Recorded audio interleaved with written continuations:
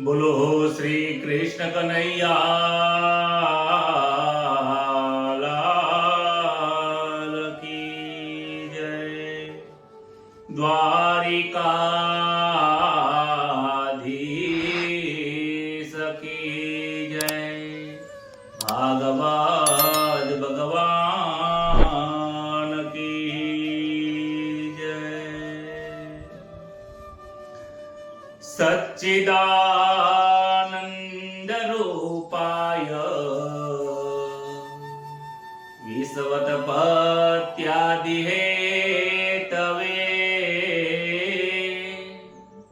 તાપત્રય વિનાશાય હે શ્રી કૃષ્ણાય વયમ નમઃ.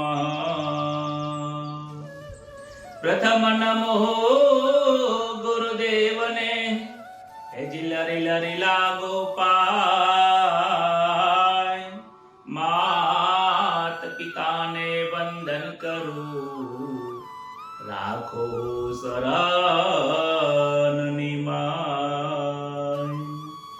મંગલ દિવસ યાજનો હેજી મંગલ સૌનો થાય.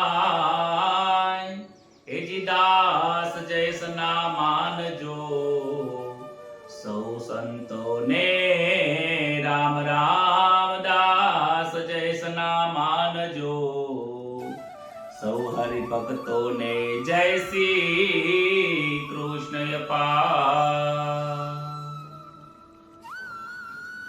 શ્રી પરમાત્મને નમઃ. શ્રી ગણેશાય નમઃ. પરમ પવિત્ર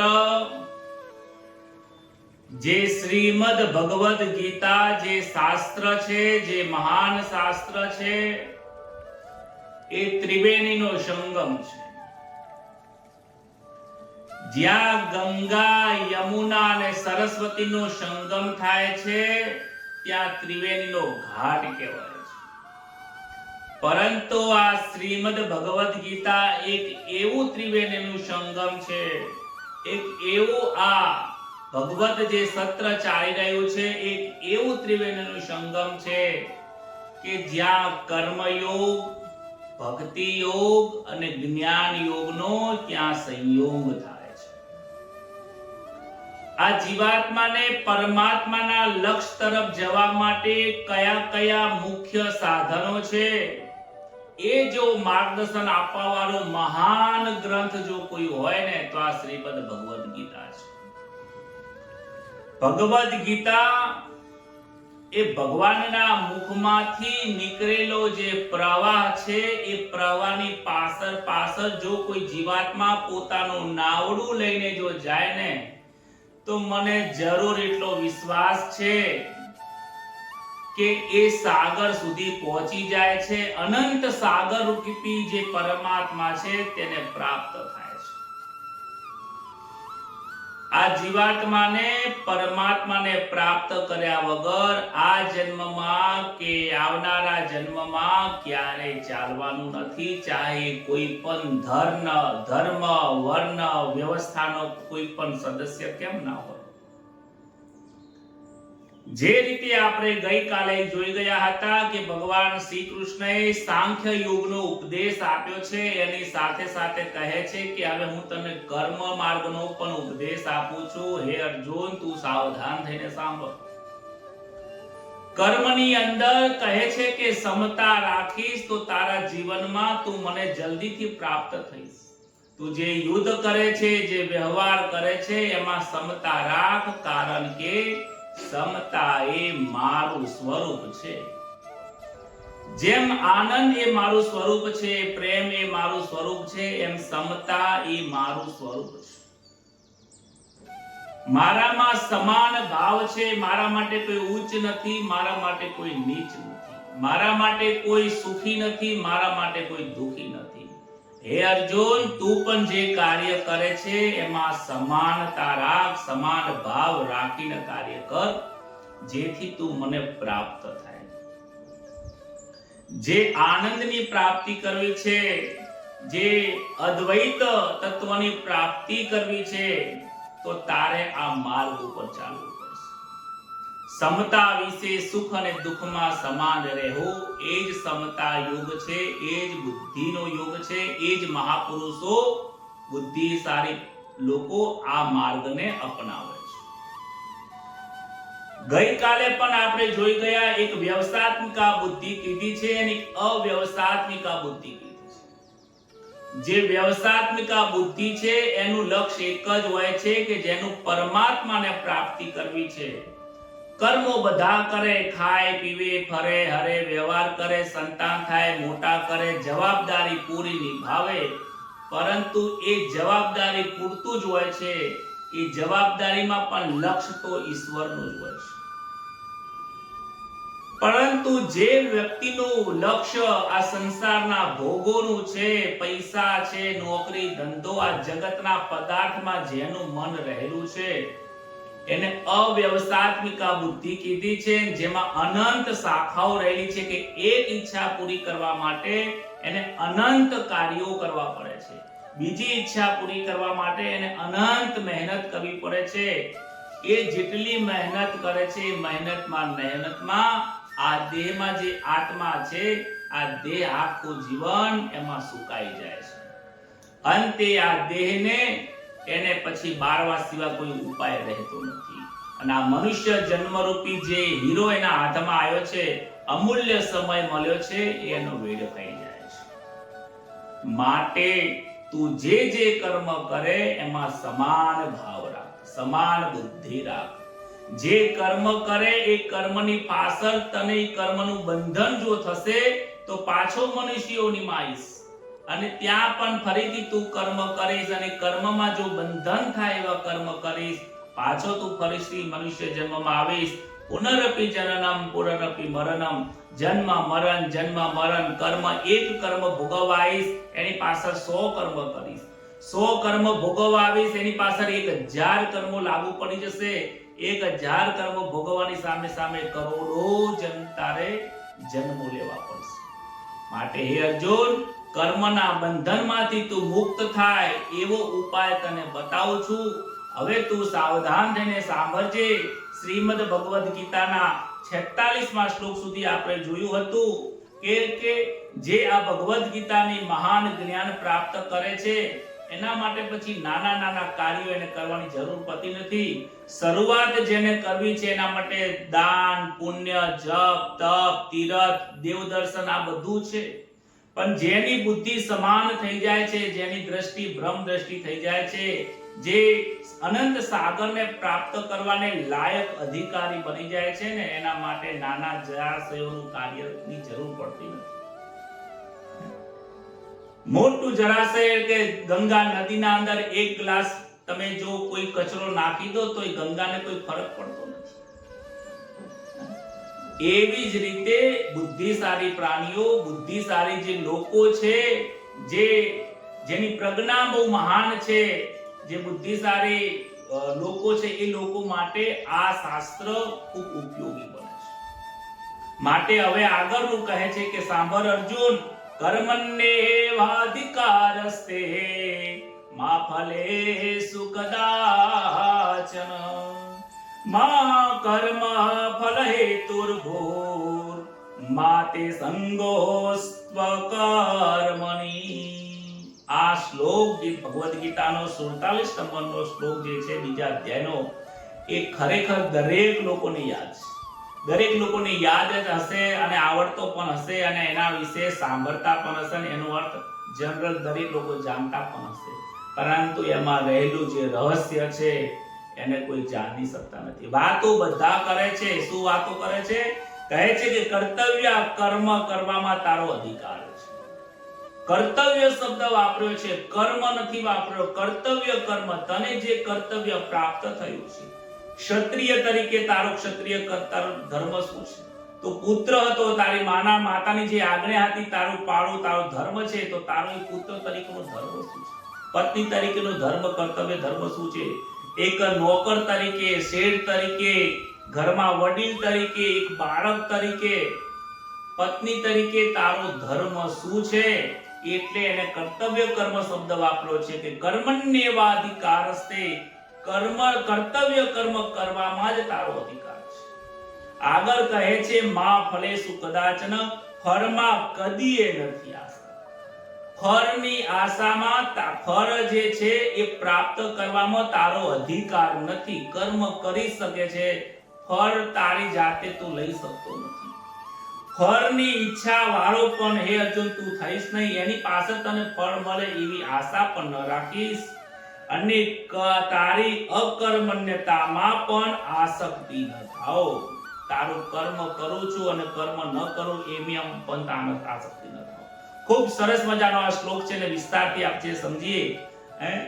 એક મહાન સંત થઈ ગયા, એમની એક આવી કડી છે. કહે છે કર્મમાં અધિકાર છે તારો, ફળમાં નથી તારી સત્તા.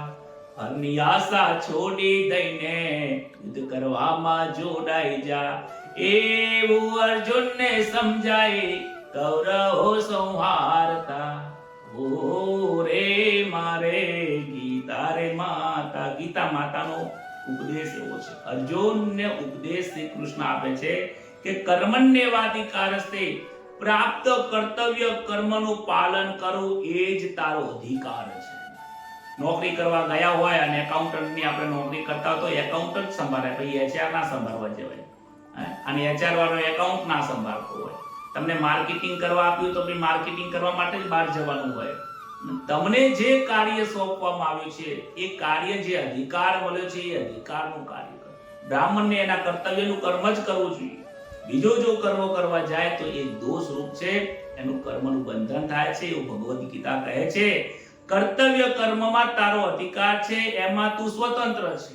એમાં તું સ્વતંત્ર છે. આપણે ભાગવત કરવી, કથા કરવી, વાંચવું, યજ્ઞ કરવો, એમાં સ્વતંત્ર છે. તારે જે કાર્ય કરવું એ કરી શકે છે.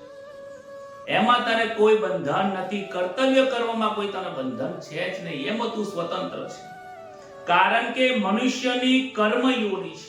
મનુષ્ય કર્મ કરવા માટે સ્વતંત્ર છે. સારું પણ કરી શકે છે, ખોટું પણ કરી શકે છે.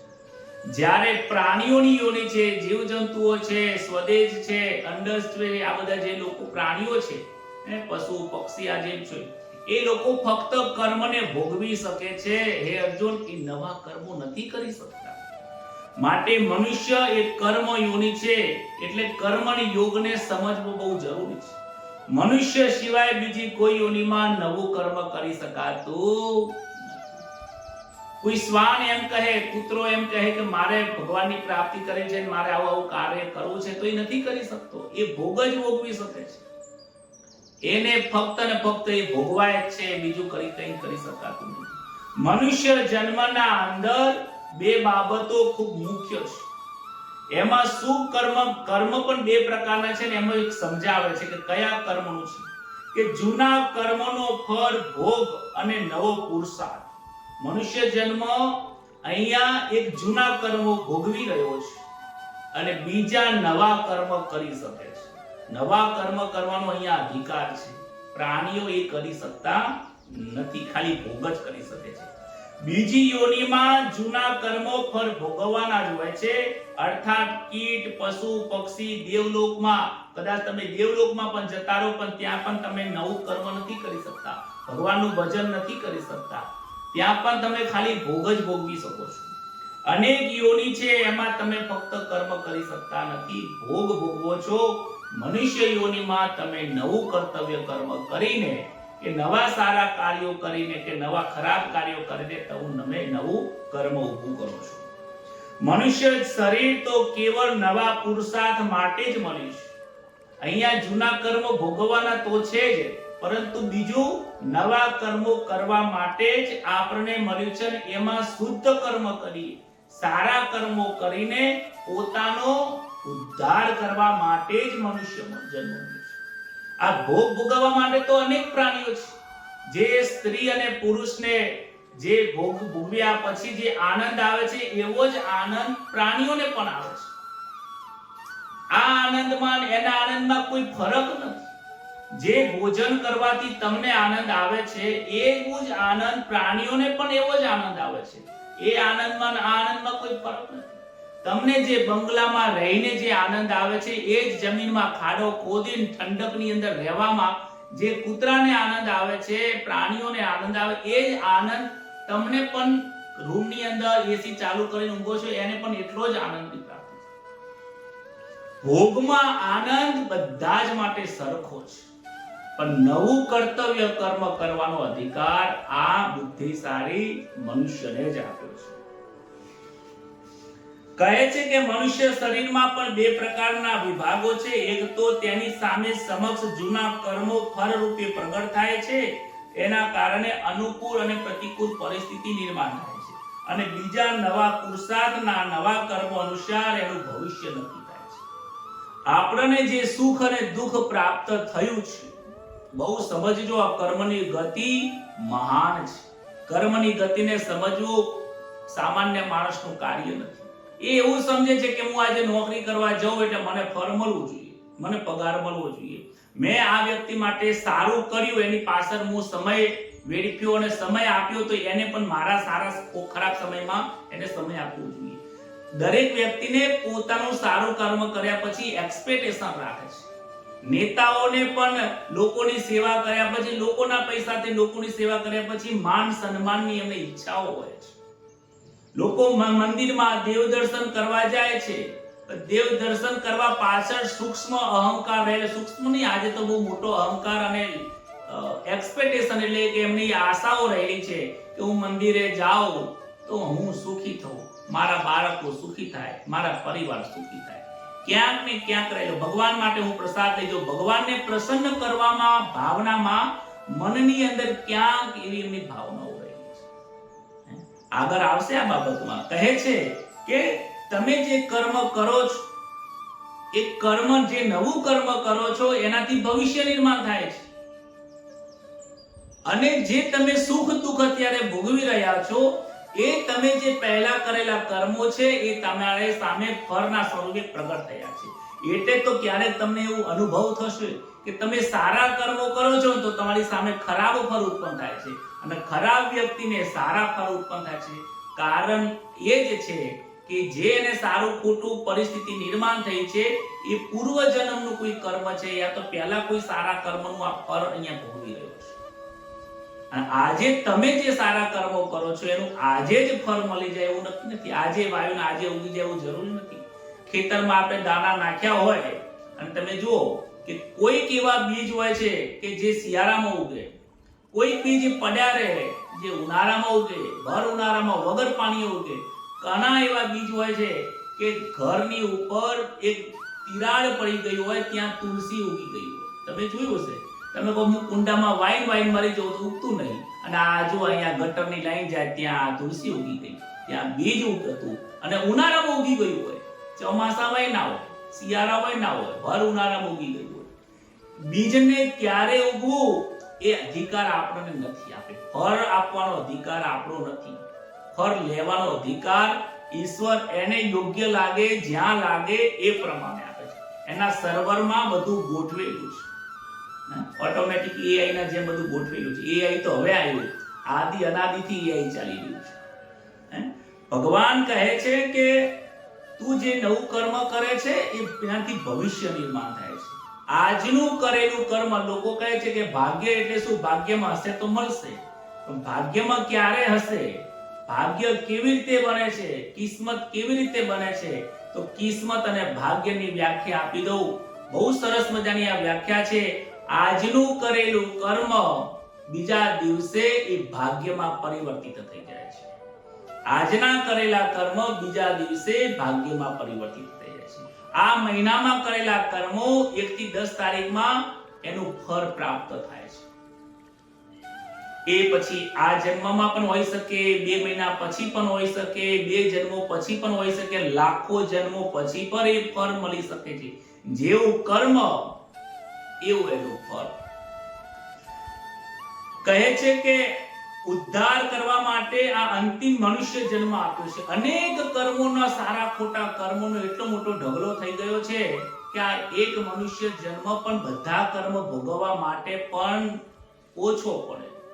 આપણે માન લો કે કોઈ નવા કર્મ ના કરીએ, બધા કર્મ ભોગવવા હોય ને તો કરોડો જન્મો યુગો યુગોથી જન્મ લેવો પડે. એટલા બધા કર્મો આપણા પેન્ડિંગમાં પડ્યા છે. અને એમાંથી 100, 200, 500, 1000, 5000, 10000, 1 લાખ કર્મ આપણે લઈને આયા છીએ, જેનાથી આ દેહ બન્યો અને આ ભોગવી રહ્યા છીએ. એ કર્મનું નામ છે પ્રારબ્ધ કર્મ. કહીએ છીએ કે પ્રારબ્ધ તો ભોગવવું પડે. એટલે આ દેહ, આ શરીર જે લઈને આવ્યો છે એ ભોગવ્યા વગર છૂટકો નથી. સંચિત બેંકનું બેલેન્સ તો પડ્યું જ છે જમા, આજે કરોડો કર્મ તો પડ્યા છે. અને આજે 1 લાખ કર્મ શરીર 100 વર્ષના આયુષ્યમાં જે લઈને આવ્યો છે ને, એ તો ભોગવે જ છે, પરંતુ એની અંદર હજારો કરોડો બીજા કર્મ કરે છે, જેમાંથી થોડા ઘણા અત્યારે ભોગવાઈ જતા હોય. કારણ કે આપણે કોઈને ગાળ બોલી તો સામે એ ગાળ બોલે, ભોગવાઈ ગયું. તમે કોઈને થપ્પડ મારી તો બીજાએ તમને થપ્પડ મારી, કર્મ તાત્કાલિક ભોગવાઈ જાય. ક્યારેક કર્મ તાત્કાલિક ભોગવાઈ જાય, પણ જો તમે સહન કરી લીધું, સામેવાળાએ સહન શક્તિથી સહન કરી લીધું, તો એ કર્મ તમારું પેન્ડિંગમાં જાય અને વ્યાજ સાથે સમય આવે ત્યારે બીજા કોઈ મનુષ્ય યોની અંદર આવીને તમારે ભોગવવું પડે છે. નાનું ખરાબ કર્મ પણ મોટું ભોગવવું પડે છે. એવી રીતે નાનું પણ જો તમે કર્યું હોય પુણ્ય, કીધું તો ને આગળ આપણે ગઈકાલે જોઈ ગયા કે જે હે અર્જુન, તું સમતા રૂપી બુદ્ધિને સમાન સુખ દુઃખમાં રાખીને જો સમાન ચાલીસ, એ કર્મ ક્યાં અલેખે જતું નથી, એનો અંત નથી. એ તને જન્મરૂપી બંધનમાંથી ક્યારેક મુક્ત કરવા વાળું મોટું પુણ્ય પણ બની શકે છે. એક વખત સહન કરેલું અનેક મોટું ફળ પણ મળે છે. કરે છે કે અગાઉના કર્મના ફળ સ્વરૂપે મળવાની અનુકૂળ અને પ્રતિકૂળ પરિસ્થિતિ બદલાવ માટે પરતંત્ર છે. તું એને જે કર્મનું ફળ તું ભોગવવા આવ્યો છે, જે તને પ્રારબ્ધના રૂપે મળ્યું છે, જે તું લઈને આવ્યો છે, એમાં તું ક્યારે મિથ્યા કરી શકતો નથી. ચાહે તું ઉપરથી નીચે પડે, ગમે તેટલા કર્મો કરે, હોય છે માણસ આખી જિંદગી મજૂરી કરીને મરી જાય, ખૂબ સારો સ્વભાવ હોય, ખૂબ લાગણીશીલ હોય, હેલ્પિંગ નેચર હોય, છતાંય જો એ માણસની ગરીબીમાંથી આખી જિંદગી ભાડે જ રહેતો. કેમ? આર્થિક સ્થિતિ કમજોર નું ફળ એ લઈને આવ્યો છે. એટલે તમે ગમે તેટલા એને પૈસા આપીને ધંધો કરાવશો તો નુકસાન કરી એની એ જ પરિસ્થિતિ રહેશે. અને ઘણા માણસો ગરીબ પરિસ્થિતિમાંથી અમીર એટલા બધા આગળ વધી જતા હોય છે, આપણે લાગે કે આ માણસે શું કર્યું છે, કેવી રીતે ગયો છે. એ પણ પ્રારબ્ધનું ફળ છે. પેલો આગળ નથી વધી શકતો અને આ ઓછી મહેનતમાં આગળ વધી ગયો, અને પ્રારબ્ધનું ફળ સારું છે, પૂર્વજન્મનું કંઈક સારું લઈને આવ્યો છે. પણ જો અહીંયા સારું વાવશે તો પાછું આગળ વધારો થશે સારા કર્મનો. જો અહીંયા ખોટું કર્મ કર્યું તો પાછું સંચિતની અંદર જમા થઈ જશે, જે પાછું ખરાબ ભોગવવું પડશે. કહે છે દુઃખદાયી પરિસ્થિતિમાં મનુષ્ય કદી ગભરાવું ન જોઈએ. સામે જીવનમાં ગમે તેવી પરિસ્થિતિ આવી જાય, તમે ગભરાશો નહીં. સુખ અને દુઃખની ઈચ્છાથી જે પાપ તમે કર્યા છે એવું સમજી લો કે મેં કોઈ પાપ કર્યા છે માટે ભોગવવું પડે છે. અને જેટલું પણ ભોગવાઈ જાય એટલું ભોગવાઈ જાય તો સારું. અમારા એક ઘરમાં અમારા માતાજી છે, શરીરની તકલીફ હોય એટલે કહે કે આ જન્મની અંદર હે પ્રભુ, તારે મને જેટલું દુઃખ આપવું એટલું આપી દે. બીજા જન્મમાં ખબર નહીં કે ઘરના લોકો કેવા હશે. આજે તો સેવા કરવા વાળા છે તો સેવા કરશે, આવતા જન્મમાં મને શરીરનું દુઃખ આપતા નહીં, જેટલું આપવું આપી દે. પરંતુ વારંવાર એક વસ્તુને યાદ રાખવું કે આ જન્મમાં જેટલું દુઃખ છે એટલું જ ભોગવવા મળશે. તમારે આખા જિંદગીનું બધું ભોગવી લેવું છે, બધા કર્મો ખરાબ ભોગવી લેવા છે, એવું એ ના બોલે. અને સારા કર્મો નથી ભોગવવા એટલું દુઃખ ભોગવવું છે, દુઃખ નથી ભોગવવું એટલે સુખ જ ભોગવવું છે. This is never possible. તમે જે લઈને આયા છો એ વાપરવું પડશે. આવું આ સર્વર ઈશ્વરનું બનાવેલું છે. માં ફલેસુ કદાચન, ફળમાં તારો કિંચિત માત્ર અધિકાર નથી. કર્મ કરવામાં અધિકાર છે, આટલું સમજ્યા. કર્મના ફળમાં તારો થોડો પણ અધિકાર નથી. તારી તાકાત જ નથી તું ફળ એની પાસે પ્રાપ્ત કરી શકે. તું ફળને ઉદ્ભવ કરવા વાળો નથી. ખેડૂતનું કાર્ય શું છે કે ખેતરમાં જઈને દાણા નાખી શકે. એનાથી વિશેષ બાજરી ડાયરેક્ટ ઉગાડી શકે છે? નથી ઉગાડી શકતો. તમે કંપનીમાં જોબ કરો છો, ડાયરેક્ટ 50,000 પગાર છે, તો મહિનો તમે મજૂરી કરો છો, કર્મ કરો છો, ત્યારે તમે 50,000 ની સેલરી લો છો. ડાયરેક્ટ તમે એડવાન્સમાં પૈસા તમે લઈ શકો છો કે ચલો 12 મહિનાના પૈસા આપણે લઈ લીધા, હવે કર્મ નહીં કરીએ તો ચાલશે? ન ચાલે. ફળની તો આશા તું રાખીશ જ નહીં, એ તારા હાથમાં છે પણ નહીં. એવું પણ બની શકે તું કર્મ કરે છે ફળ નહીં મળે, પણ એ નહીં મળે એ અત્યારે તને લાગે છે, ગમે ત્યારે તને પ્રાપ્ત થઈ શકે છે. કર્મના ફળમાં હે અર્જુન તારો અધિકાર નથી. આનાથી વાત સિદ્ધ થાય છે.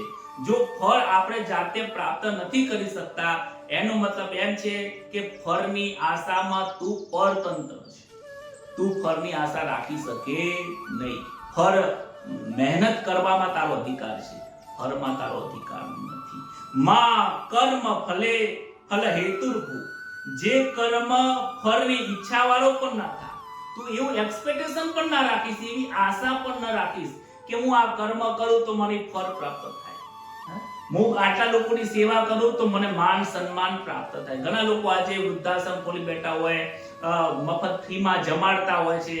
સારું છે, ખોટું નથી, બહુ ઉમદા કાર્ય છે, લોકોને બે હાથ જોડીને વંદન છે.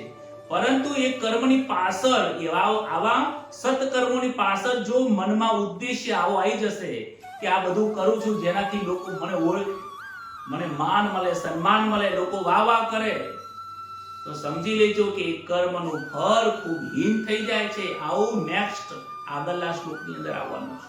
એટલે કહે છે કે હે અર્જુન, તું આ ધર્મમય યુદ્ધ કરે છે, એમાં તું વિજય મળે, તારો જય થાય એવું ફળની આશા તું રાખીશ નહીં, એવો વિચારવાળો પણ તું બનીશ નહીં. કહે છે કર્મના ફળ તને પ્રાપ્ત થાય એવી ઈચ્છા પણ ના રાખીશ, એક્સપેક્ટેશન ના રાખીશ.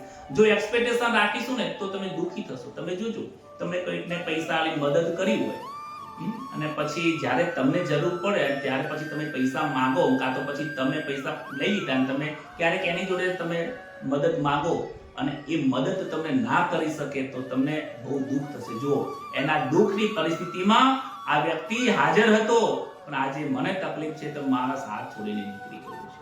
આ કેમ દુઃખ થયું? કારણ તમે અપેક્ષા રાખી છે. અપેક્ષા એ જ આશા એ મોટું દુઃખનું કારણ બને છે. તમે એવો અભ્યાસ કરો અને અભ્યાસ પછી રાખો કે મારો પહેલો નંબર આવવો જોઈએ, ઇન કેસ ન આવ્યો તો તમને શું થશે? દુઃખ થશે. અને પછી દુઃખની અંદર તમે એટલા બધા ગભરાઈ જશો, એટલા પરેશાન થઈ જશો કે એ આ તમારા હાથમાં અમે હતું તો નહીં જ, અને જે નતું એના બાબતમાં તમે આશા રાખીને દુઃખી થયા અને તમે તમારો પાછળનું ભવિષ્ય પણ બરબાદ કરી નાખો છો.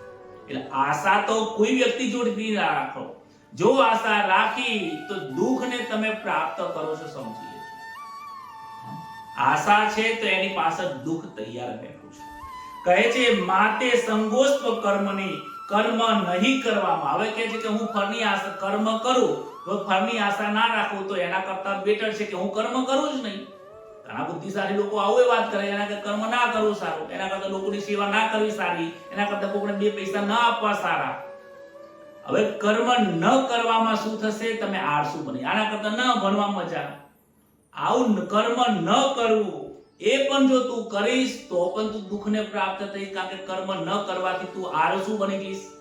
અને આળસ આ શરીરનો, આ જીવાત્માનો મોટો શત્રુ છે. તું આળસ અને પ્રમાદમાં પહોંચી જઈશ, અને તું આળસ અને પ્રમાદમાં જઈશ તો તું ભોગની અંદર જતો રહીશ. આ પણ એક પ્રકારનો ભોગ છે. પણ આખો દિવસ પડ્યા રહેવું, કોઈ કામ ધંધો ના કરવો, લોકોને એમાં આનંદ આવે પડ્યું રહેવામાં, એ પણ એક જાતનો ભોગ છે. આમાં એક દુઃખ છે. એમાં તારો વિકાસ નહીં થાય. તારો વિકાસ કર્મ કર, કર્મની પાછળ ફળની આશા રાખીશ નહીં, ફળ મળે એવું એક્સપેક્ટેશન પણ રાખીશ નહીં, અને કર્મ નથી કરવું આવું પણ ન વિચારીશ. આ પ્રકારે જો તું ચાલીશ તો તું મને પ્રાપ્ત થઈશ. કેમ મને પ્રાપ્ત થઈશ? કારણ કે ભગવાન કેવા છે? નિર્દોષ છે. ભગવાન કેવા છે કે ભગવાનને કોઈ આશા નથી, કોઈની પાસે આશા નથી અને તૃષ્ણા પણ નથી. ભગવાન માટે બધા સમાન છે. અને આપણે શાના માટે મહેનત કરીએ છીએ? ભગવાનની પ્રાપ્તિ કરવા માટે. તો ભગવાન જેવું કાર્ય કરે છે એવું કાર્ય કરતા આપણે શીખી જવાનું. ટૂંકમાં એક લાઈનમાં જો ખરેખર આખા ગીતાજીનો જો સાર સમજાતો અને આટલા સુધી વાંચતા આવ્યો એવું સમજાય છે કે ભગવાન જેવા છે, ભગવાનનું જેવું કાર્ય છે, ભગવાન જે રીતે બોલે છે, ચાલે છે, વ્યવહાર કરે છે, એવો બોલવાનો, ચાલવાનો વ્યવહાર જો આપણે એવો કરી દઈએ ને તો આત્મ તત્વની ઓળખાણ થાય છે. દારૂ પીવો હોય ને તો દારૂડિયાની મિત્રતા કરવી પડે. મસાલા ખાવો હોય તો તમે જુઓ જે મસાલો નહીં ખાતો હોય એની મિત્રતા નહીં કરે, જે ખાતો હશે ને એની જ મિત્રતા કરશે. કેમ? એ એના જોડે જાય તો મસાલો મળે. આપણે ઈશ્વરની પ્રાપ્તિ કરવી છે તો ઈશ્વર જેવા થઈશું તો આપણને ઈશ્વરની પ્રાપ્તિ થશે. એટલા માટે તો કીધું છે કહે, એક આરતીમાં બહુ સરસ મજાની કડી છે, કહે પ્રીતમ ઓળખો અનસારે, હરિના જન હરિ જેવા રામા, આનંદ મંગલ કરો આરતી, હરિ ગુરુ સંત ની સેવા રામા. હરિ ગુરુ અને સંત, હરિ કહેતા ઈશ્વર, ગુરુ કહેતા તમારા સદગુરુ મહારાજ, અને સંત એટલે સાચા સંતો, પાખંડી નહીં, સાચા સંતો. આ ત્રણે જે છે ને એ સીધી એક લાઈનમાં છે, કોઈ ઊંચા નથી, કોઈ નીચા નથી. કેમ કે જેવું ઈશ્વરનું સ્વરૂપ છે એવું જ ગુરુ મહારાજનું જીવન હોય છે, જેવું ઈશ્વરનું જીવન છે એવું જ સંતોનું સ્વરૂપ. ઈશ્વર માટે સમાન છે તો સાચા સંતો માટે, ગુરુ માટે બધા જ સંતો સમાન છે. એટલા માટે તો દ્રોણાચાર્ય અર્જુનને, દુર્યોધનને જવાબ નથી આપ્યો. ઘણું બોલ્યો પરંતુ કોઈ જવાબ નહીં આપ્યો. એમના માટે સમાન છે. એટલા માટે કહે છે કે હે અર્જુન, તું કર્મ કર, ફળની આશા રાખીશ. આગળના શ્લોકમાં જોઈએ, કારણ કે આ શ્લોક ખૂબ મહત્વનો હતો એટલા માટે આપણે વિસ્તારથી જોયો. યોગસ્થ કુરુ કર્માણિ સંગમ ત્યક્ત્વા ધનંજય, સિદ્ધ્યાય સિદ્ધયો સમો ભૂત્વા સમત્વમ યોગ ઉચ્યતે. કહે છે કે હે ધનંજય, તું આસક્તિનો ત્યાગ કર. એક્સપેક્ટેશનની વાત છે અહીંયા. આસક્તિ એટલે મોહની પણ વાત છે, આસક્તિ એટલે મમતાની પણ વાત છે. આસક્તિનો ત્યાગ કરીને સિદ્ધિ અસિદ્ધિમાં સમાન બની જાય. યોગમાં સ્થિર થઈને કર્મ કર. કેમ કે સમત્વમ યોગ ઉચ્યતે, સમત્વ એ જ યોગ કહેવાય છે. કહે છે કે કોઈ પણ કર્મમાં, કોઈ પણ ફળની, કોઈ પણ સ્થળ કે કાળ કે ઘટનાની, કોઈ પણ આ જગતના કોઈ પણ પદાર્થને પ્રાપ્ત કરવા માટે તમે આશા ન રાખશો. કર્મ કર, એની પાસે ફળની આશા ન રાખીશ. અને એ આશા અંતઃકરણમાં ન હોવી જોઈએ. ઘણા લોકો કહે છે આપણે તો કર્મ કરી, આપણે ફળની આશા નથી. એવું નથી, આ તો બોલવાના શબ્દો છે. અંતઃકરણની અંદર સૂક્ષ્મ વાસનાઓ રહેલી છે. ક્યાંક ને ક્યાંક મનની અંદર વાસનાઓ રહેલી છે. આ જીવાત્મામાં હોય જ છે. અંતઃકરણ બહિર્મુખ પ્રાકૃત વસ્તુમાં તારી આસક્તિ ન થવા જાવ. પ્રાકૃત એટલે જે વસ્તુ નાશવંત છે એમાં તારી આસક્ત ન થાવ. આસક્તિ તું રાખ. કેમાં આસક્તિ રાખ? કે જે નાશવંત નથી, જે અવિનાશી છે, પરમાત્મા તત્વ છે, એમાં તો આસક્તિ રાખ કે પરમાત્મામાં મને પ્રાપ્ત થાય, પરમાત્માની મને ઓળખાણ થાય. આ સારી આસક્તિ છે. અલિપ્તતા રહ્યા વિના મુક્તદાયની મળતી નથી. જેમ કેવી રીતે તારે રહેવાનું છે, કહે છે કે કર્મયોગી સમતા નિષ્કામ ભાવી હોવો જોઈએ. કર્મોની પૂર્તિ થાય ન થાય, કર્મની પ્રાપ્તિ થાય ન થાય, મુક્તિ મળે ન મળે, કોઈની સેવા કર્યા પછી કોઈ આપણને થેન્ક યુ કે ના કે, કોઈને પૈસા આપ્યા પછી, મદદ કર્યા પછી કોઈ આપણને પૈસા પાછા આપે ન આપે, સુખ અને દુઃખમાં, હરસ અને સુખમાં, અનુકૂળ અને પ્રતિકૂળમાં દરેકમાં તું સમતા રાખીશ ને તો હે અર્જુન, તું અનાસક્તનો અનુભવ કરીશ, તું અસંગનો અનુભવ કરીશ. જેમ જળ અને કમળ હોય છે, કમળ હોય ને કાદવમાં જ હોય છે, કાદવમાં કમળ હોય, પરંતુ કમળના જે પત્તા હોય છે, આટલા મોટા મોટા પત્તા હોય છે, તમે કાદવમાં જોશો ને તો એ પાણી ઉપર સ્પર્શ કરેલા હોય, પણ કાદવને પત્તાને, કમળના પદને તમે ઊંચું કરીને જુઓ ને, એ કમળના પત્તાને એ પાણી સ્પર્શ કરતું નથી, કોરું કોરું જ હોય છે. જેમ જળ કમળને સ્પર્શ નથી કરી શકતું, કમળના પાનને સ્પર્શ નથી કરી શકતું, એવી રીતે કર્મનું બંધન તને સ્પર્શ નહીં કરે.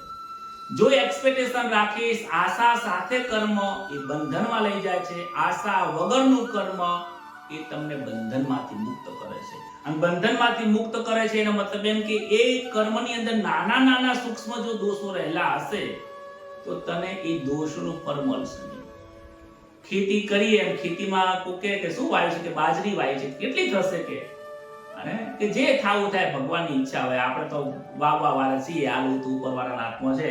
અને કદાચ બાજુવાળાનો હો મન થાય ને આપણી એના કરતા જગ્યા વધારો હોય, એના કરતા વધારે વાયુ હોય ને બાજુવાળા 100 મન થાય ને આપણે 80 મન થાય, તોય ભગવાનનો આભાર માને, મનમાં દુઃખ ન થાય ને તો એ ખેતી કરવાના કર્મની અંદર રહેલા અનેક દોષોમાંથી એ મુક્ત બની જાય છે. આવું આ ભગવદ ગીતાનું જ્ઞાન છે. કહે છે કે કોઈ પણ પ્રકારનો શરીરમાં દાદર થયું હોય, શરીરમાં કોઈ ચામડીનો રોગ થયો હોય ને, અહીંયા દાદર થયો, દાદર, અને તમે જો તો દાદર થાય એટલે તમને ખાજ આવે, તમે ખણો એટલે તમને બહુ આવે, મીઠી ખાજ આવે, અને મીઠી ખાજ આવે એટલે તમે વધારે ખણો. હવે એ ખણવામાં તમને સુખની પ્રાપ્તિ થાય છે, આનંદ આવે છે, મજા આવે, મીઠી ખાજ આવે. પરંતુ એ સુખ વાસ્તવમાં જોઈએ તો એ સુખ નથી. એ ખણ્યા પછી શું થશે? ત્યાં પાક થશે, પરુ થશે, લોહી આવશે અને તમને વધારે દુઃખ ઉત્પન્ન કરે છે. અહીંયા એ વસ્તુ થાય છે કે તમે જે સુખનો અનુભવ કર્યો એ વાસ્તવમાં સુખ નહોતું, એ દુઃખ હતું. એવી રીતે આ સંસારની અંદર જેટલા પણ તમને સુખ લાગે છે ને, એ સુખ નથી, એ દુઃખ છે. કારણ કે તમને એની સાથે ભોગમાં વણાઈ જાઓ છો. કેમ? આ ખંડ બહુ મીઠી લાગે છે, આવો તમને અહેસાસ થાય છે. તમે એની સાથે વણાઈ જાઓ તો બહુ ખણશો. એટલે માણસને કોઈને પૈસામાં મોહ છે, પૈસામાં, ધંધામાં, નોકરીમાં, કુટુંબમાં, પુત્રના, પરિવારમાં, આ સંસારના સંબંધમાં થનારું સુખ અને દુઃખ, એ રાગ અને દ્વેષ, આ સુખ દુઃખના કારણે જ એને જીવન આ બધું ભોગવવું પડે છે. સુખ થાય છે એટલે દુઃખ એની પાછળ પ્રાપ્ત. એક્ચ્યુઅલી વાસ્તવમાં સુખ છે જ નહીં. તમે જુઓ, કોઈ બાળક થાય એટલે એને સુખ મળે, હા મને પુત્રની પ્રાપ્તિ થઈ, સીધી વસ્તુ, લગ્ન કરે એટલે સંતાન તો થવાનું જ છે, એમાં સુખી થવાની બહુ આનંદથી હોડિલસમાં જવાની જરૂર નથી. પણ તમે પુત્રના મોહમાં વધારે જશો, 18 વર્ષનો થાય, ન કરે નારાયણ, એક્સિડન્ટમાં મૃત્યુ પામે, એ જ પુત્ર તમને દુઃખદાયી બની જાય. આખી જિંદગી એક ના એક પુત્રની પાછળ દુઃખ થઈ જાય છે.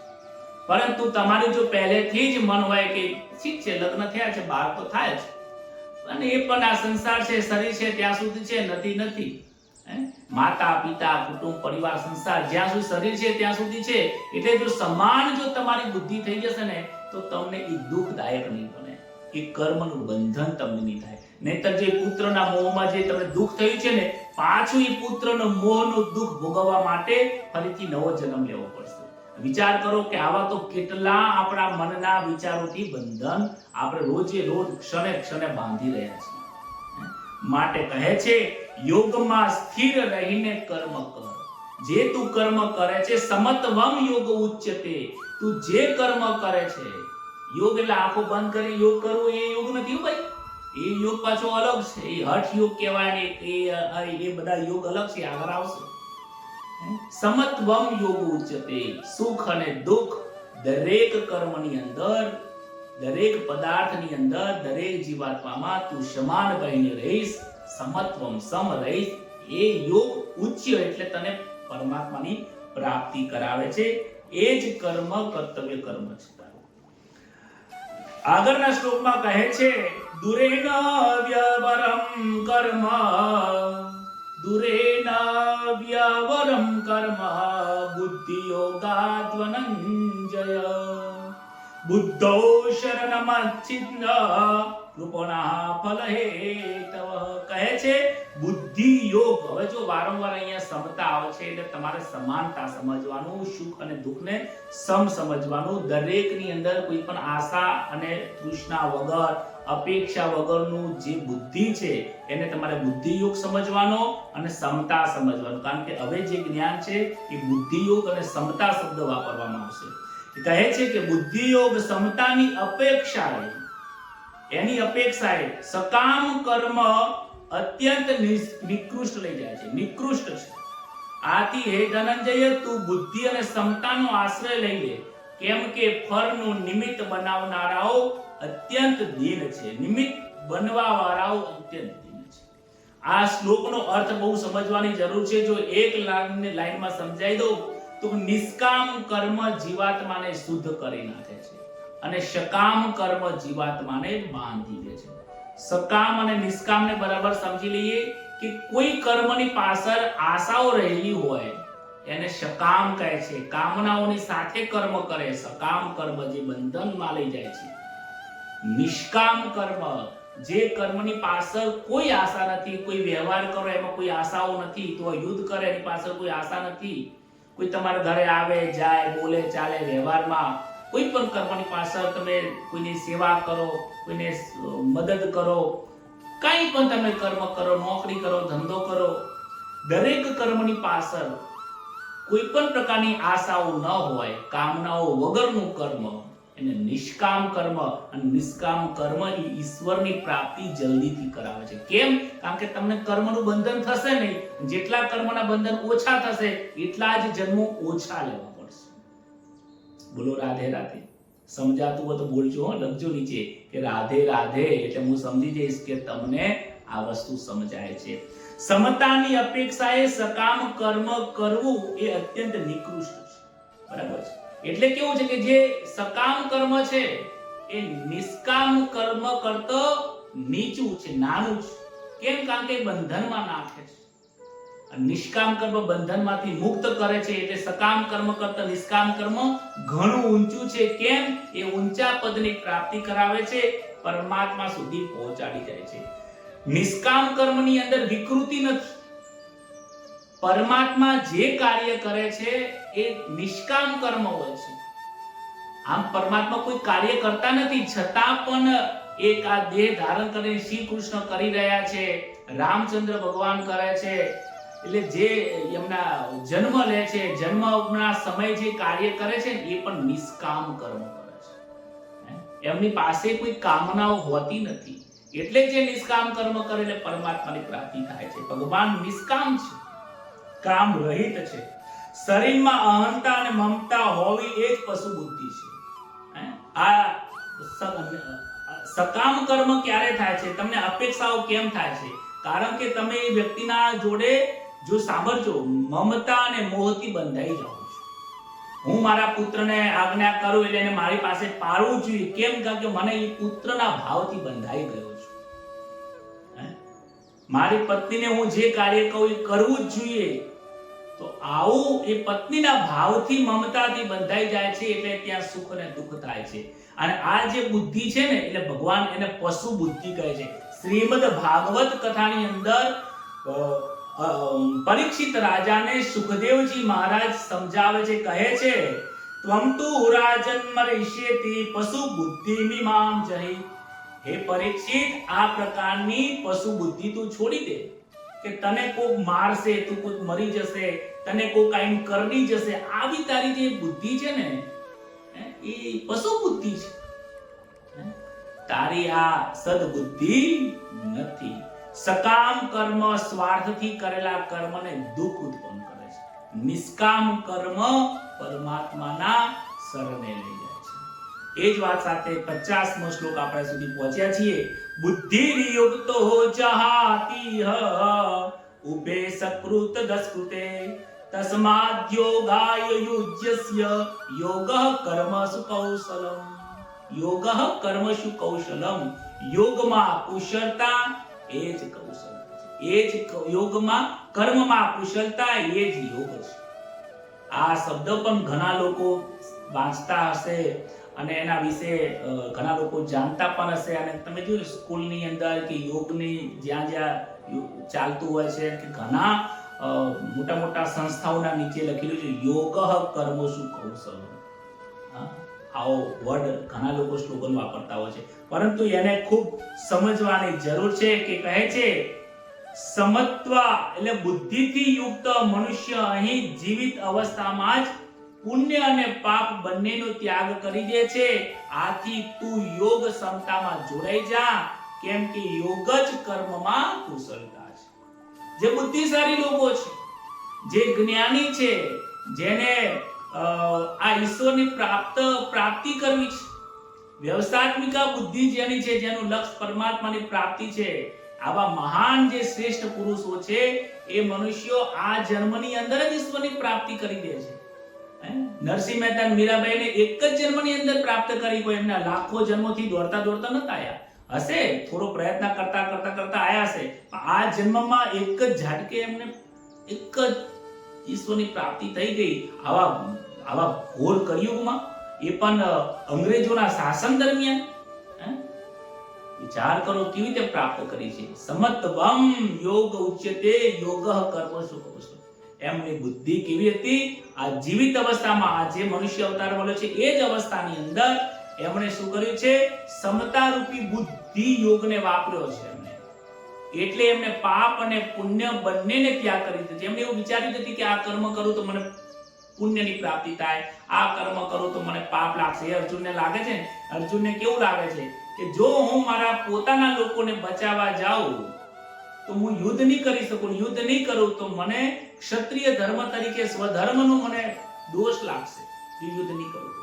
અને યુદ્ધ કરવા જાઓ તો પોતાના જ લોકોનું મૃત્યુ મારા હાથે થવાનું છે તો પણ મને પાપ લાગશે. એને પાપ અને પુણ્ય અહીંયા દેખાય છે. આ બધા લોકોને માર્યા પછી એના મનમાં વિચાર આવે છે કે સ્ત્રીઓ દૂષિત થઈ જશે, વર્ણ ધર્મ અને કુલ દોષ ઉત્પન્ન થશે. ન જાણે કેટલો મોટો વિચાર પરિણામનો વિચાર કરી દીધો. અર્જુનને સમજાવે છે કે કૃષ્ણ અર્જુનને સમજાવે છે કે હે અર્જુન, તારે આ બધો પરિણામની ક્યાં ચિંતા કરવાની જરૂર છે? તું એવું કર્મ કર કે જેની પાસે તને ફળ એ બંધન થાય જ નહીં. એ નિષ્કામ કર્મ છે. બુદ્ધિ સમતા રૂપી બુદ્ધિથી તું કર્મ કર જેનાથી આ જીવિત અવસ્થામાં જ તને પાપ અને પુણ્ય એક પણ તને સ્પર્શ નહીં કરે. પાપે નહીં લાગે, પુણ્ય પણ નહીં લાગે અને એમાંથી તું મુક્ત થઈ જઈશ. કહે છે સમતા એક એવી વિદ્યા છે. બહુ ઉચ્ચ કોટીનો શબ્દ વાપર્યો છે. સમતા એક એવી વિદ્યા છે કે જે આ સંસાર રૂપી સાગરમાંથી તારીને મુક્ત કરી નાખે છે. અને એ પણ આ જ જન્મની અંદર. જે મહાન સંતો થઈ ગયા છે એ બધા જ લોકોએ એમનો જો કોઈ સિક્રેટ હોય, કહીએ છે કે આની કોઈ સિક્રેટ છે, તો આ મહાન સંતોનું કોઈ સિક્રેટ હોય ને તો આ સિક્રેટ એ છે કે એમને સમતા રૂપી બુદ્ધિનો ઉપયોગ કર્યો છે. સમતા, જે પરિસ્થિતિ નિર્માણ થાય એક્સપેક્ટ એને બધું પ્રાપ્ત કરી દીધું છે. સુખ આવ્યું ઓકે મારું, દુઃખ આવ્યું હોય તો મારું, સમાજમાંથી બહાર કાઢી નાખ્યા તો મારું, મીરાબાઈને ઝેર આપ્યું તો મારું. મીરાબાઈ ઝેર પી ગયા. મીરાબાઈ એટલા માટે પી ગયા કે ઝેરમાં એમને કનૈયો દેખાતો હતો. આપણને ઝેર કોકાળે તો ના પીએ. કેમ ના પી શકીએ? ઝેર તો મીરાબાઈ જેવા લોકો પી શકે. જેમણે સમતા રૂપી બુદ્ધિ યોગમાં સ્થિત થયા છે એ લોકો ઝેર પી શકે. આપણું કામ નથી. આપણે બે ગાળ બોલી જાય અને આમ તલવાર કાઢી નાખીએ અને બે શબ્દો વપરાઈ દઈએ અને ભાઈ આપણે સહન ના કરીએ, આપણે તો મોઢા ઉપર ચોપડાઈ દઈએ. આ જે સ્વભાવ છે એ તો સમતા રૂપી બુદ્ધિમાં ક્યાં પહોંચી શકે? એ વ્યક્તિ સહન ના કરી શકે.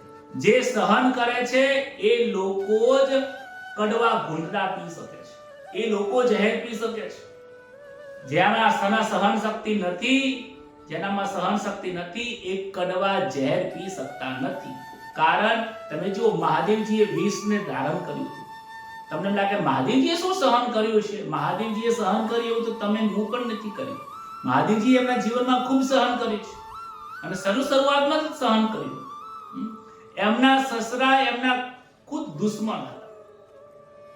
મહાદેવજી માટે દુશ્મન હતા, પરંતુ પોતાના જમાઈના એ પોતે દુશ્મન હતા. કોણ હતા? દક્ષ પ્રજાપતિ મહાદેવજીના હંમેશા માટે અવગુણ ગાતા હતા.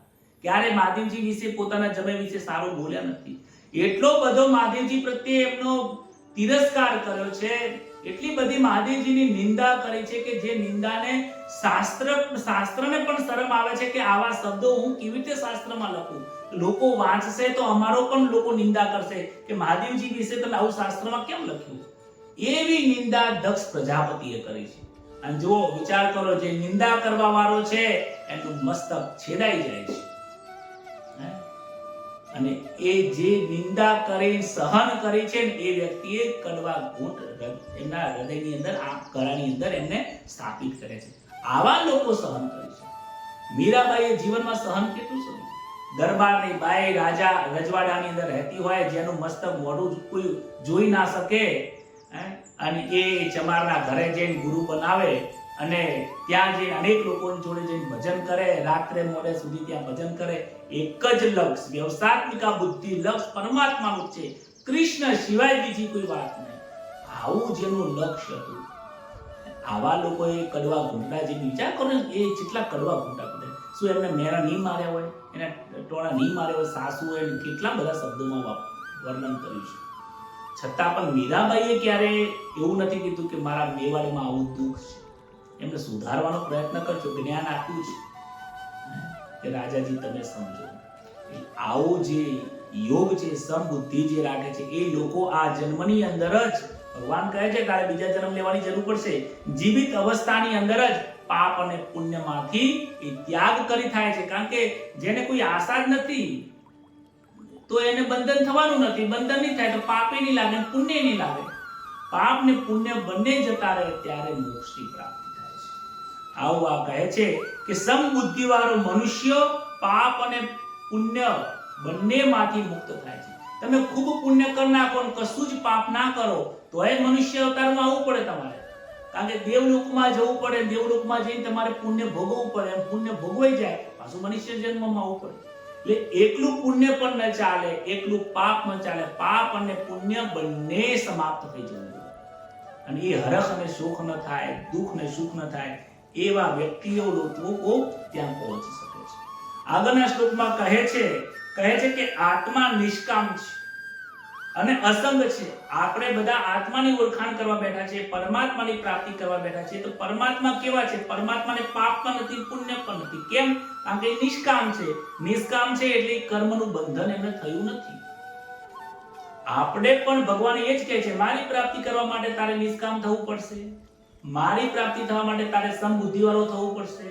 મારી પ્રાપ્તિ માટે હું જેમ આ સંસારમાં હોવા છતાં સંસારથી અલિપ્ત છું, એવી રીતે તારે પણ એવું રીતે થવું પડશે કે તારે પણ આ સંસારમાં રહે, સુખ અને દુઃખ જે પણ વ્યવહાર આવે સહન કરી અને વ્યવહારથી, આ મોહથી, આ મમતાથી તું અલિપ્ત રહે. તું એવું સમજ કે આ દેહ હું નથી. આ દેહના જે સંબંધો છે લોકો જોડે, માતા પિતા પુત્ર, એ સંબંધો સાચા, દેહ ખોટો છે તો દેહના સંબંધ પણ ખોટા છે. આવું સમજીને તું અસંગ રહે, અલિપ્ત રહે, જળ કમટ વર્ત રહે તો તું મને પ્રાપ્ત થઈશ. કારણ કે હું એવો છું. કર્મજઃ બુદ્ધિયુક્તા હિ ફલમ ત્યક્ત્વા મનીષિનઃ જન્મ બંધ વિનિર્મુક્તા પદમ ગચ્છન્ત્યનામય. સમતા યુક્ત મનીષી સાધકો કર્મજન્ય ફળનો ત્યાગ કરીને જન્મ રૂપી બંધનથી મુક્ત થઈને નિર્વિકાર પદને પ્રાપ્ત થાય છે. શું કહે છે? સમતા યુક્ત મનુષ્યો કહેવાતું હોય કે જે સમતાથી યુક્ત છે. વાસ્તવમાં એ લોકો બુદ્ધિમાની છે. એ બુદ્ધિમાનીને બીજા શબ્દોમાં કહ્યું છે મેધાવી. બુદ્ધિને સંસ્કૃતમાં મેધા કહેવાય. સરસ્વતી દેવીને પણ શું કહેવાય છે? મેધા કહેવાય છે. પ્રજ્ઞા, મેધા, મેધાવી એટલે જે બુદ્ધિશાળી લોકો છે. એ લોકો શું કરે છે? એ લોકો સમતા રાખે છે. સમતા રાખી અને બહુ સરસ મજાનું પોતાનું આ ભગવદ્ ગીતાનું જ્ઞાન પ્રાપ્ત કર્યા પછી મીરાબાઈ નરસિંહ મહેતાએ જીવનમાં સમતાને પ્રાપ્ત કરી. અને સમતાને પ્રાપ્ત કરે એટલે કોઈ કર્મ થાય નહીં અને કોઈ સુખ દુઃખે ના થાય અને કોઈ કર્મનું બંધન પણ ના થાય. કર્મનું બંધન ન થાય એટલે ભોગવવા માટે નવો જન્મ પણ લેવો પડે નહીં. સમત્વા મનીષી સાધકો કર્મરૂપી બંધનમાંથી લોકો મુક્ત થઈ જાય છે. કારણ કે સમતામાં સ્થિર થઈ જવાથી તમે જ્યારે કોઈ સહન કરશો ને તો તમને સમાન ભાવ આવી જશે ને. એટલે જોજો તમને રાગ નહીં થાય, કોઈના જોડે સંબંધ રાખવાની ઈચ્છા નહીં થાય, કોઈના જોડે દ્વેષ ભાવના પણ નહીં થાય. જેને આગળ વધવું એ આગળ વધે, બરાબર. જેને નીચે જવું હોય નીચે જાય, જેને મને સુખ આપવું એ સુખ આપે, જેને મને દુઃખ આપવું એ દુઃખ આપે. હું તો એકદમ નિરંજન, એકદમ આનંદ સ્વરૂપ છું. એને કોઈ ફરક જ ના પડે. ઉપરામ ઉપેક્ષા થઈ જાય. સારા લોકો એની સાથે વ્યવહાર કરે તો શું, ખોટું કરે તો શું, કોઈ ફરક જ ના પડે. અને જ્યારે ફરક ના પડે ને એ લેવલ નાનું ના કહેવાય, એ લેવલ બહુ ઊંચું કહેવાય. ઘણા આજે મનુષ્ય તમારા ઘરમાં પરિવારમાં એવા લોકો હશે. પદમ ગચ્છન્ત આમેય. આ જે પદ છે ને એ પદને પ્રાપ્ત થવું અને એ પદ ઉપર સ્થિર ઊભું રહેવું, સમતારૂપી બુદ્ધિ યોગમાં.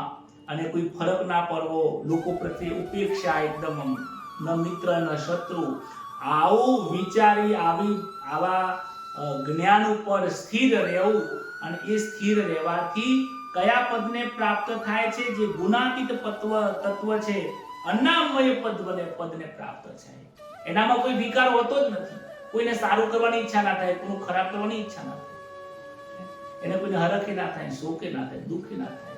એટલા માટે એ જે પદ છે ને એને અનામય પદ કહે છે. નિર્વિકાર પદ છે. એ વ્યક્તિના મનમાં કોઈ વિકાર હોતો જ નથી, કોઈ દ્વેષ ભાવના જ ના હોય તો વિકાર હોય. એટલે એ નિર્વિકાર પદ, અનાહત અનામય પદ, નિર્વિકાર પદ એટલે ઈશ્વરના પદને પ્રાપ્ત થાય છે. માટે ગુરુ એ પદને પ્રાપ્ત થયેલા હોય છે. કહે છે કે બુદ્ધિયુક્ત લોકો, આવા સંતો, આવા લોકો કર્મ ફળનો ત્યાગ કરીને મુક્ત બનવામાં એ વધારે પ્રાયોરિટી આપતા હોય છે. અપેક્ષા છોડવાથી સુખ મળે છે. સંસારમાં હવે આવી તમે અપેક્ષા ધીમે ધીમે છોડવાનું ચાલુ કરશો ને, તમે ધીમે ધીમે આ પદ પ્રાપ્ત થવા લાગશો. યદા તે મોહ કલિલમ બુદ્ધિર્વ્યતિતરિષ્યતિ તથા ગંતાસી નિર્વેદમ શ્રોતવ્યસ્ય સુતસ્ય ચ. જે સમયે આ બુદ્ધિ રૂપી મોહ કાદવ તરી જશે. આ કાદવ ઈશ્વર આને કાદવ શબ્દ વાપરે છે. કેમ કહે છે કે આ જે સંસારનો જે ભોગ છે, આ સંસારમાં તમારા જે સંબંધોને તમે જે માનો છો એ સંબંધને મમતા કીધી છે. બરાબર, આ સંબંધોને મમતા કીધી છે. એ મમતા રૂપી મોહ રૂપી આ જગતમાં જે દુઃખ પલે છે એટલા માટે એને કાદવ કીધું છે. આ મોહ રૂપી કાદવ તું તરી જઈશ. જ્યારે તું આ સ્થિતિ, આવા સમયની આવી સ્થિતિ તને પ્રાપ્ત થશે, સમતાની સ્થિતિ પ્રાપ્ત થશે, તો આ મોહ રૂપી કાદવને તું ઓટોમેટિક કૂદી જવાનું છે. અને તે સમયે તે સાંભળેલા અને સંભળાવનારા ભોગોથી વૈરાગ્યને તું પ્રાપ્ત થઈશ. એટલે આવા જે ભોગોમાંથી તું મુક્ત થઈશ અને વૈરાગ્યની પ્રાપ્તિ થશે. જે બુદ્ધિયુક્ત લોકો છે, જ્યારે શરીરની અંદર અહંકાર અને મમતા, શરીર રૂપી ભાઈ, પિતા, માતા, સ્ત્રી, પુરુષ, આ જે મમતા રૂપી મોહ છે, આનાથી જ્યારે તું અલિપ્ત થઈ જઈશ, દૂર થઈ જઈશ, આના ઉપરનો તારો જે અહંકાર છે, જે મમતા છે, એનાથી જ્યારે તું છૂટી જઈશ અને તારું એ અંતઃકરણની અંદર ચૈતન્યમાં તારું બુદ્ધિ ત્યાં સ્થિર થશે, તો તું આ કાદવ છે, સંસારને કાદવ કીધું છે. આ મોહ અને માયા સંબંધોને કાદવ. કાદવમાં શું હોય? દુઃખ જ હોય, કીડાઓ જ હોય. સંસાર રૂપી કાદવમાંથી તું તરી જઈશ. અને જોજો, કાદવમાં કમળ પણ થાય છે અને કાદવમાં કીડાઓ પણ થાય છે. એટલે જેટલા જીવાત્માઓ છે ને બધા કીડાઓ છે. અને કાદવની જે કમળ થાય છે ને, તમે જોજો કમળ છે ને, કમળનું જે પાન છે ને, કાદવને ને પણ કાદવ સ્પર્શ ના કરે, જર કમળ કરે. નરસિંહ મહેતા સંસારમાં હતા, લગ્ન કર્યા, સંતાને થયા, છોકરો મરી ગયો તોય દુઃખ નહીં, છોકરીને સાસરીમાં દુઃખ હતું તોય પોતે દુઃખી નથી થયા, પ્રયત્ન કર્યો છે, દુઃખી નથી થયા. આ સમત્વ બુદ્ધિ છે. આવા વિદ્વાન બુદ્ધિવાળા, પ્રજ્ઞા બુદ્ધિવાળા, આ મહાન જે સંત જે થઈ ગયા, આવા લોકો કાદવ રૂપી મોહને, એ સંસાર રૂપી કાદવને તરી જાય છે. અને તું સાંભળેલા અને સંભળાવવામાં આવેલા, તને જે ઘણી વખત આવું બધું જ્ઞાન સંસારમાં પ્રાપ્ત થયેલું હોય છે. કેવું પ્રાપ્ત થતું હોય છે કે લોકો ધર્મના માર્ગ ઉપર ચાલીએ ને તો ઘણા લોકો શાસ્ત્રનો આધાર લેતા હોય છે. કદાચ કોઈ લોકો અલગ અલગ પંથમાં, કોઈ સ્વામિનારાયણમાં જતા રહે, કોઈ સ્વાધ્યાયમાં જતા હોય છે, કોઈ કબીર પંથમાં જતા હોય છે. આ એક ઉદાહરણ માટે જ તમને એક પંથના નામ આપ્યા. બાકી હજારો કેટલાય પંથો પડી ગયા છે, કેટલાય રસ્તાઓ થઈ ગયા છે. આ પંથની અંદર મત મતાંતરો ખૂબ થઈ ગયા છે. શાસ્ત્રમાં તમે અલગ અલગ શાસ્ત્ર વાંચશો તો વેદ આવું કહે છે, પુરાણો આવું કહે છે, કોઈ એક ઈશ્વર છે, કોઈ એમ કે છે અદ્વૈત છે, ઈશ્વર અને જીવ અને ઈશ્વર બે છે. આવું અલગ અલગ તમને જાણવા અને સમજવા મળશે. તો ભગવાન એક છે કે બે છે? જીવ અને ઈશ્વર તો બે થઈ ગયા, આત્મા અને પરમાત્મા બે થઈ ગયા, તો ભગવાન એક છે તો બે શું છે? આવા મત મતાંતરો તમને ઘણી જગ્યા પર જોવા મળશે. કોઈ અદ્વૈતની પૂજા કરતા હશે, કોઈ દ્વૈતમાં પૂજા કરતા હશે, અને બીજા કોઈ તમે પંથમાં જતા રહેશો તો કોઈ સેવા કરાવશે, કોઈ તમને મંદિરમાં ઉભા રખાવશે, કોઈ તમને સ્ટોલ ઉપર બુકો વેચવાળાઓ કરાવશે, કોઈ ઘેર ઘેર તમને ગીતાનો સંદેશ આપવા માટે મોકલી દેશે. કોઈ લોકો એવું કહેશે કે અમારા ભગવાન મોટા છે, તમારા ભગવાન નાના છે. કોઈ લાકડાની મૂર્તિ રાખીને કે પાણીમાં નાખીને કહેશે કે જો આ તરે છે, અમારા ભગવાન મોટા છે. આપણી કનૈયાની મૂર્તિ પથ્થર નાખીને પાણીમાં નાખી કહેશે જો તમારા ભગવાન કનૈયો ડૂબી ગયો. એમ કરી લોકોના અંદર, મનની અંદર સાંભળેલા અને સંભળાવવા વાળા આવા લોકો ખૂબ મળશે તમને. મત મતાંતરોની અંદર હે અર્જુન, તું આમાં બે જતો નહીં, તું સમબુદ્ધિ રાખીને આ કાદવને તરી જજે. તું એવું ના સમજીશ કે આ બધા પંથો મને પ્રાપ્ત થાય છે. આ પંથમાં જે પ્રથમ હતા, હવે એક ઉદાહરણ આપીએ, કબીરજીએ કયો પંથ પકડ્યો? કબીરજીએ આ સમત્વ બુદ્ધિનો પંથ પકડ્યો છે. કબીર પંથ કોને પાડ્યો? પાછળના અનુયાયીઓએ પાડ્યો છે. કબીરને માને તો કબીર જેને માનતા હતા આપણે એને માનવાનું છે. યોગેશ્વર ભગવાન, તો યોગેશ્વરથી પંથ પડી ગયો, પણ યોગેશ્વર જે દાદા થઈ ગયા છે, જેને માને છે લોકો, એમને ન માનતા. દાદા કોને માનતા? યોગેશ્વર જે કૃષ્ણ ભગવાન છે એમને શું કીધું છે? એના માર્ગે ચાલો. એમના અનુયાયીઓ જે કે છે માર્ગે ચાલશો તો હોઈ શકે કે તમને સેવા કરવા માટે બોલાવતા હોય. સમજજો વાતને. જે પણ પંથ પકડ્યો, પંથના જે મુખ્ય આચાર્ય જે હતા, એ આચાર્યનો કોઈ પંથ હતો? કોઈ પંથ નતો. કોઈ નરસિંહ મહેતાનો ક્યાં કોઈ પંથ છે? મીરાબાઈનો ક્યાં પંથ છે? તુલસી મહારાજનો, તુલસી ભગવાન જે તુલસી થઈ ગયા, જે રામાયણ લખી, એમનો ક્યાં પંથ છે? વાલ્મીકીનો ક્યાં પંથ છે? જેમને ઈશ્વરની પ્રાપ્ત કરી છે ને એ કોઈ પંથે ચડ્યા જ નથી. તમે જુઓ, નજર નાખો, કોઈ પંથે ચડ્યા છે? એટલે કહે છે કે તું કોઈ પંથ મત મતાંતરો છોડી દે અને આ જે મારું જ્ઞાન છે, સમત્વમ યોગ ઉચ્યતે, સમતા એ જ મોટો યોગ છે. યોગ કર્મસુ કૌશલમ, કર્મમાં નિષ્કામ કર્મ છે એ જ મોટો યોગ છે. હે અર્જુન, તું આ વસ્તુને પ્રાપ્ત કર. પંથો અને શાસ્ત્રો જે કહે છે એને તું છોડી દે. એમાં તો તું ગૂંચવાઈ જઈશ, અને એમાં એટલી બધી ગૂંચવણ લખેલી છે ને, કોઈ તને સેવા કરાવશે, કોઈ ધંધો કરવા માટે મોકલશે, આટલી ચોકડી વેચી આવો, બરાબર, એમાંથી 100 રૂપિયા આવે એટલે 80 રૂપિયા જમા કરાવવાના, 20 રૂપિયા ઘરે રાખવાના. આપણે કોઈ નિંદા નથી, પરંતુ આ બધું જ વિચારી જોઈ તમારા માટે યોગ્ય શું છે એ નિર્ણય કરવાનો કહે છે. આગળના શ્લોકમાં શ્રુતિ વિપ્રતિ તે યદા સ્થાસ્યતિ નિશ્ચલા સમાગાવચલા બુદ્ધિ સદા યોગ સમાપ્યસી. જે સમયે શાસ્ત્રીય મત મતાંતરોથી વિચલિત થયેલી તારી બુદ્ધિ, શાસ્ત્રીય શાસ્ત્રમાં કહેલા, અથવા તો તને જેમ લાગ્યું કે આ બધા લોકોને માર્યા પછી શાસ્ત્રમાં એવું લખ્યું છે કે લોકો નરકમાં જશે, કુળ વંશ ને આ વંશ ને તે વંશ, આ બધું જે છે એમની જગ્યા ઉપર સત્ય છે, અને સત્ય જે છે એમ રાખવા દે, એવું વિચારી તારા કર્તવ્ય કર્મ તું ખરાબ ના કરીશ. તારા માટે શું યોગ્ય છે તું નિર્ણય લે. તારો ધર્મ શું છે એ યાદ કર. શાસ્ત્રનો ધર્મ છે તને જ્ઞાન આપવું, એ આપી દીધું. તારો ધર્મ શું છે તું વિચાર કર. પહેલા તું નોકર હતો, હવે નોકરમાંથી તું હવે શેઠ બની ગયો છે, તો શેઠનો ધર્મ વિચાર કર. અને શેઠમાંથી પછી આપણે નોકરી કરવા જવી પડે તો પછી નોકરીનો ધર્મ આપણે અપનાવવો પડે. પછી નોકરી કરવા જઈએ પછી શેઠનો ધર્મ ના રાખાય.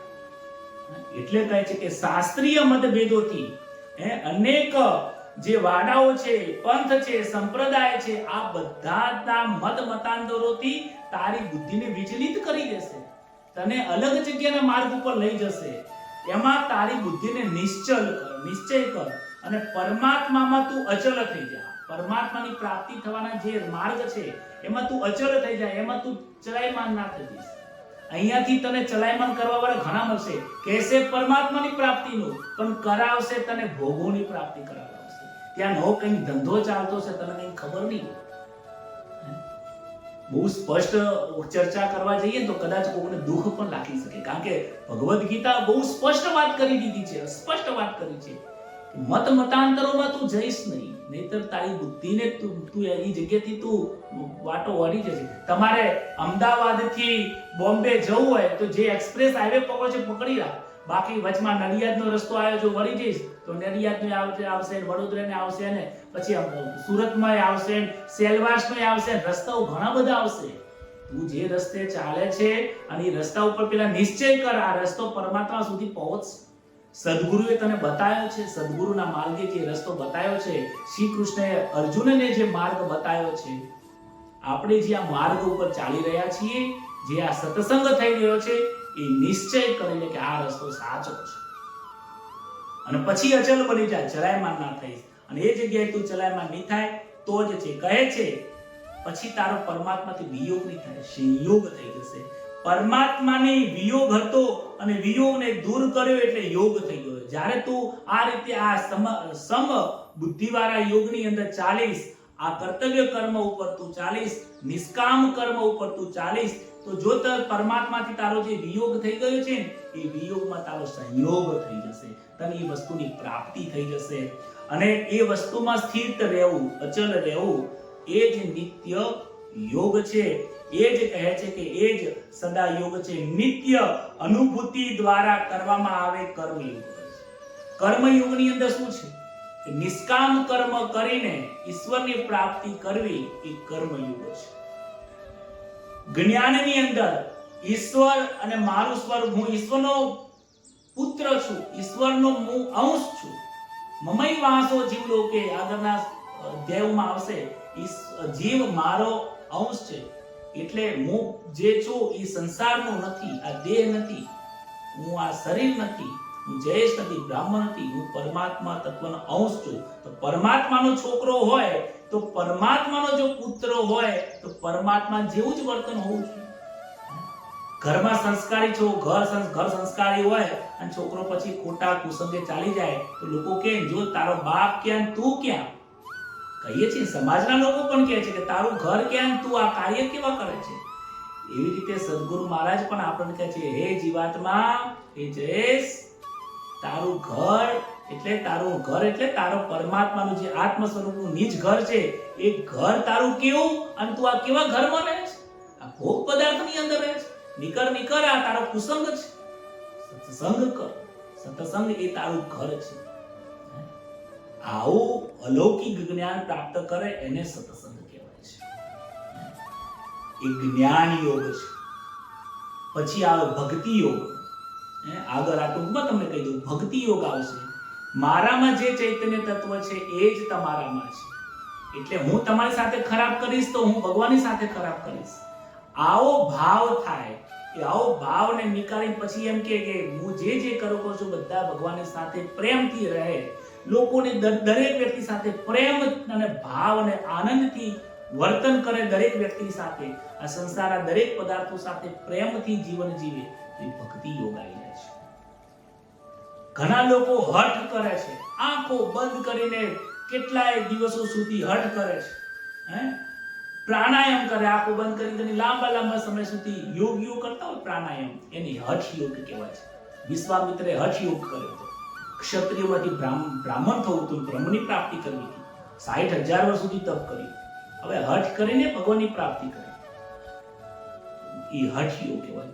લય યોગ, આ સંસાર બ્રહ્મ સત્ય જગત મિથ્યા, આ દેહ ખોટો છે તો દેહના સંબંધો ખોટા છે, આ બધું જ ખોટું છે, સંસાર છે જ નહીં. કારણ કે સંસાર એક ક્ષણે મળી રહ્યો. સંસાર પહેલા પણ હતો, સંસાર પછી પણ નથી, સંસાર અત્યાર પણ નથી. તો કોણ છે?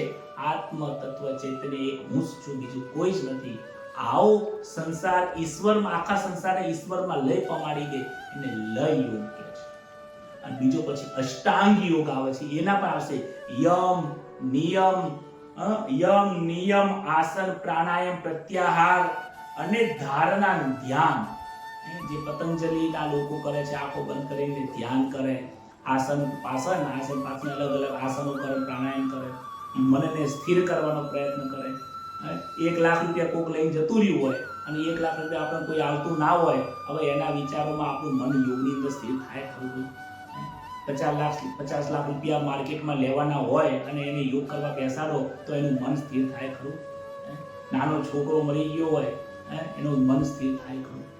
શરીરની અંદર આધિ વ્યાધિ પીડાદીઓ, ડાયાબિટીસ થઈ ગયું, બીપી હોય, અનેક ગોળીઓ કરતા હોય, દિવસમાં 4 વખત ગોળી કરવી પડે, અને બેસી રહેવાતું ના હોય, શરીર શિથિલ થઈ ગયું હોય અને અષ્ટાંગ યોગ કરવા જાય, આ યોગમાં આ યોગ ઈશ્વરની પ્રાપ્તિના માર્ગ ખરા, ઈશ્વરની પ્રાપ્તિના માર્ગ ખરા, પણ સહેલો માર્ગ સમત્વમ યોગ છે. તો આની પાસે જે પરિસ્થિતિ નિર્માણ થાય છે એ દરેક પરિસ્થિતિમાં સ્થિર રહેજે, સમરેજે, હરખ અને સુખ કરતો નહીં. અને આ હરખ અને શોક ન કરીને જે કર્મ તું કરે છે એ નિષ્કામ કર્મ કરીને તું મને પ્રાપ્ત થઈશ. એ જ વાત સાથે આજના આ સત્સંગને આપણે અલ્પ વિરામ આપીએ છીએ. આવતીકાલે ફરીથી પ્રગટ કરીશું. બોલો શ્રી કૃષ્ણ કનૈયા લાલ કી જય, ભાગવત ભગવાન કી જય. શ્રી ભગવાન શ્રી કૃષ્ણનું નામ લઈને એમના કીર્તનની અંદર મગ્ન થઈએ. પરમાત્માનું નામ ખૂબ આનંદકારી છે. આવો સૌ નામ લઈએ.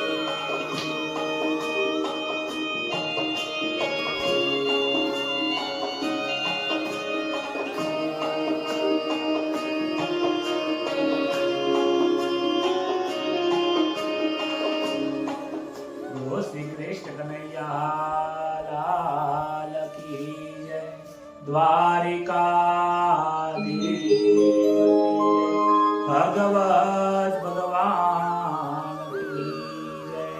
નમઃ પાર્વતી પતયે હર હર મહાદેવ.